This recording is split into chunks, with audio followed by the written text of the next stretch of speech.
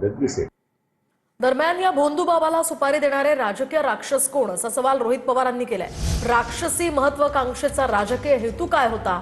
दादांच्या बंगल्यावर खरातची जवळीक असणारे कोण कोण आले असे सवाल रोहित पवारांनी उपस्थित केले।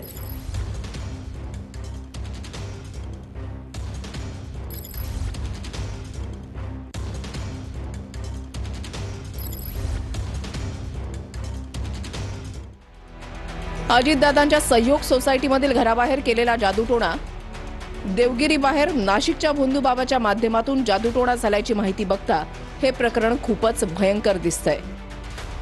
नाशिकच्या भोंदूबाबांना हा जादूटोणा केला तर मग या भोंदूबाबाला भोंदूगिरीची सुपारी देणारे राजकीय राक्षस कोण? त्यांचा या राक्षसी महत्वाकांक्षेचा राजकीय हेतू काय होता? या काळात दादांच्या बंगल्यावर भोंदू खरात याच्याशी जवळीक असणारे कोण कोण आले? 27 जानेवारी रोजी संबंधित लोक देवगिरीवर आले होते का याचा तपास होणं गरजेचं आहे। माननीय सुनित्रा काकी, पार्थ आणि जय यांनी काळजी घ्यावी, कारण आजचं बेभरवशी राजकारण चांगलं राहिलेलं नाही।